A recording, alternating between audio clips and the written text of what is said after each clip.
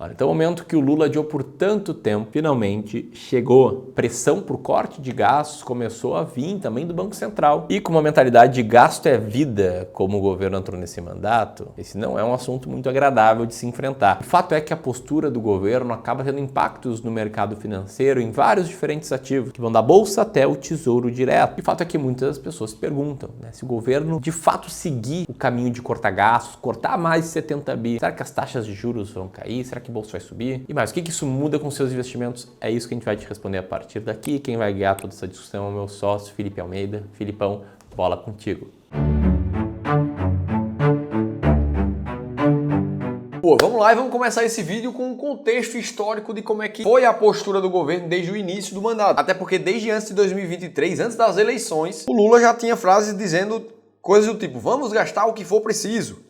Ali em março de 22. Ou Lula diz que o Brasil não precisa ter teto de gastos. E ainda mais, muita coisa que falam que é gasto, eu falo que é investimento. Isso aí já em novembro de 22. E antes mesmo da mudança de governo, a gente viu aquela famosa PEC da transição, que só ela ali foi responsável por 198 bilhões de reais fora do teto de gastos. E até aqui nada muito fora do esperado. Afinal de contas, a gente tá falando de um governo mais populista, que coloca os gastos com uma atenção muito grande para que eles consigam colocar em prática as propostas e ações que eles tendem a fazer. Só que em qualquer vida adulta, você, eu e o Lula, todos nós sabemos que não dá para simplesmente sair gastando tudo que tem do que não tem, sem pensar no amanhã. E foi justamente por isso que o governo veio também com uma proposta chamada de déficit fiscal zero, que deveria acontecer em 2024, que é justamente o ponto de equilíbrio, onde a arrecadação de impostos do país seria suficiente para cobrir os gastos do governo. É como você dizer que você vai ganhar ali 10 mil reais de salário mensal e que as suas contas só podem chegar até 10 mil reais. Num contexto de vida familiar ou de empresa, isso aí é uma questão racional, você tem que fazer isso. Agora, no governo é meio diferente que as coisas funcionam. E para cobrir esses gastos maiores, o governo precisou naturalmente aumentar a arrecadação, aumentar os impostos. E aí a gente viu recorde atrás de recorde. No início do ano passado, em 2023, recorde de arrecadação em janeiro. Aí na metade do ano, a arrecadação é recorde em abril e em maio. E no final de 2023, o que a gente viu foi o imposto pago por brasileiros chegando a 3 trilhões de reais, que foi o maior da série desde que o painel existe ali, segundo a CNN. Só que ainda assim, com a arrecadação recorde, o déficit fiscal não veio em 2024. O governo fechou as contas públicas ali com 230 bi, sendo o segundo pior déficit da história do Tesouro Nacional. Aí virou 2024 e os recordes de arrecadação continuaram vindo. Fevereiro bateu recorde de imposto,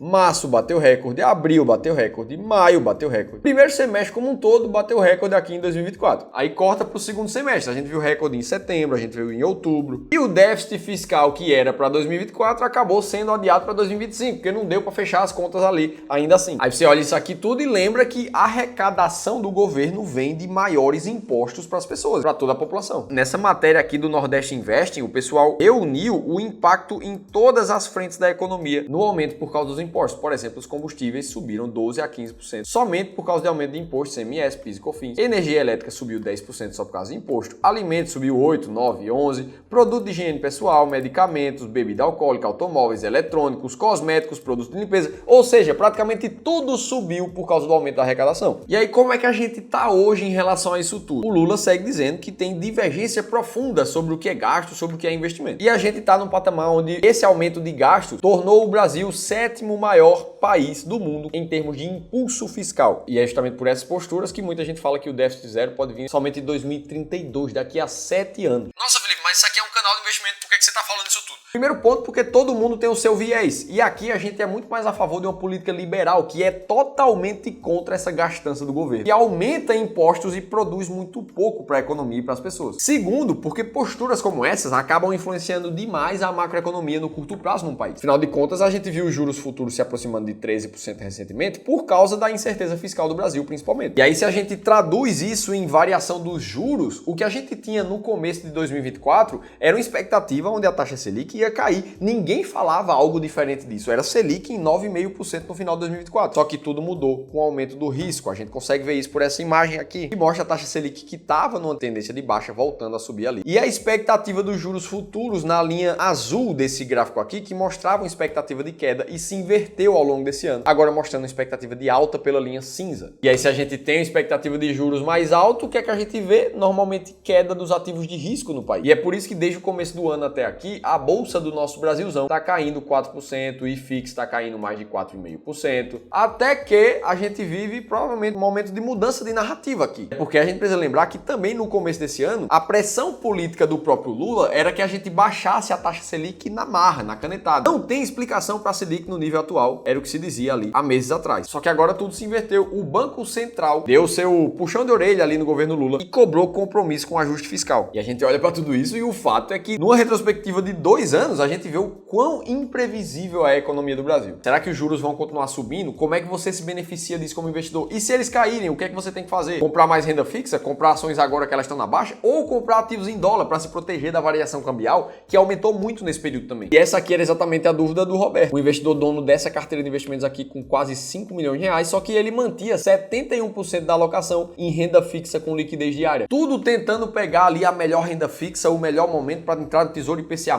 para comprar ações na baixa. Mas o ponto é que o Roberto não tinha certeza absoluta qual era a hora certa de comprar cada um desses ativos e quanto de dinheiro deveria ir para cada um. Até que ele participou de uma consultoria gratuita junto conosco aqui do Clube do Valor. E a gente mostrou para ele o nosso famoso sistema de alocação estratégica, que é a única forma de qualquer investidor ter certeza do que comprar, qual ativo comprar e quando vender. O mais legal é que, assim como o Roberto, você também pode participar de uma consultoria gratuita como essa. A gente vai doar 1 hora de um dos nossos especialistas de investimentos para olhar para a tua carteira de forma individual e ver como é que você pode investir melhor. Para você participar, faz a leitura desse QR Code que está aparecendo aqui na tela ou clica no link da descrição do vídeo. Beleza, aí fica a pergunta, será que o governo Lula vai cortar gastos ou não? Porque afinal de contas, na última ata divulgada ali pelo Copom, em 14 de novembro desse ano, no item 13 eles falaram ali sobre a percepção mais recente dos agentes do mercado sobre o crescimento dos gastos públicos, vem tendo impactos relevantes sobre o preço dos ativos e as expectativas. Ou seja, é necessário aqui um conjunto de estratégias fiscais que sinalizem o compromisso com o arcabouço fiscal nos próximos anos. Tudo pensando em trazer uma desancoragem para as expectativas de inflação, para que, assim, consequentemente, impacte a política monetária. O que é que eles estão dizendo aqui? Enquanto tem essa expectativa de gasto muito alto,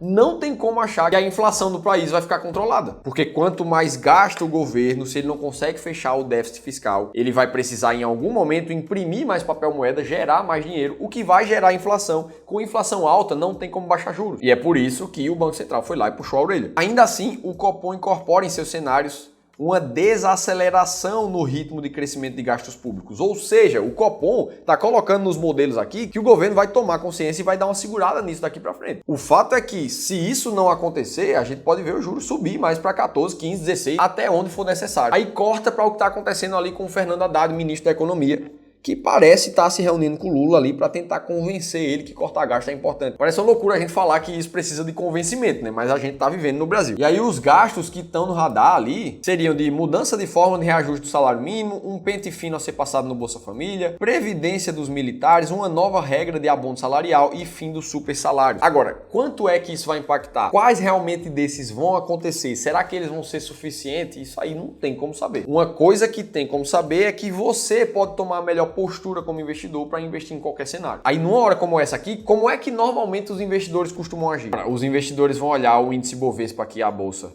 de junho de 2021 até agora, mais ou menos, que está no 0 a 0. Ou seja, a gente está falando de praticamente 3 anos e meio que a bolsa não sai do lugar. Aí muita gente começa a sair da bolsa. Isso aqui não vai para canto nenhum, enquanto isso o CDI está alto, é melhor ir para lá. São coisas como aconteceram entre 2010 até 2016, onde a bolsa caiu, num período de 5 anos, mais de 40%. E o que é que normalmente os investidores fazem num período como esse? Eles saem da bolsa. A gente viu uma saída massiva de capital dos investidores nesse período de 3 anos aqui, entre 14 até 16. Enquanto isso, enquanto a bolsa sobe e entra num ciclo de alta, como aconteceu até 2021, o que a gente vê é um oposto. Os investidores entrando de forma massiva por causa da rentabilidade alta da bolsa. O que é justamente o inverso da curva da taxa Selic, que em 2016 estava batendo patamares em mais de 14%. Aí a pessoa pensava, poxa, a bolsa está só caindo, eu vou investir em renda fixa. Aí vinha para cá. Agora, quando a taxa Selic caiu, ninguém queria falar de renda fixa aqui, todo mundo voltou para a bolsa quando a bolsa estava subindo. E fica sempre esse ciclo de vender na baixa e comprar na alta. O que é que você, investidor inteligente, deveria fazer em qualquer um desses ciclos? Você tem que se forçar a ir contra a manada. Quando tiver todo mundo comprando, você vai estar vendendo para eles, e quando tiver todo mundo vendendo, você vai querer comprar. A única forma de fazer isso é ter uma carteira de investimento que seja bem montada para esse sentido. Imagina lá que você quer uma carteira de 60% em renda variável e 40% em renda fixa. Ora, o mercado vai se mexer naturalmente, como a gente estava vendo ali, imagina que a renda variável agora significa 64% da tua carteira. Pronto, aqui tá muito claro o que você deve fazer. Vender um pouco de renda variável para comprar renda fixa, porque afinal de contas você tá só com 35% de renda fixa, mas você queria 40%. E assim você vai se forçar a vender os ativos quando eles sobem, para comprar aquilo que caiu. E é isso que permite que você tenha resultados assim, como dessa carteira que eu mostrei no exemplo, com performance que chega a algo próximo de 4 vezes o que rendeu o índice Bovespa no mesmo período. Tudo porque você tem uma forma inteligente de forçar você a investir de forma correta. Agora eu quero saber de você. Você acha que o governo vai cortar gastos, vai aumentar gastos? O que é que vai acontecer? O que é que você está fazendo como investidor nesse momento? Me conta aqui embaixo nos comentários. E se você quiser entender como é que existem títulos de renda fixa pagando IPCA mais 12 nesse momento, você precisa assistir esse outro vídeo aqui que eu contei tudo isso em detalhes. Eu vou estar te esperando por lá.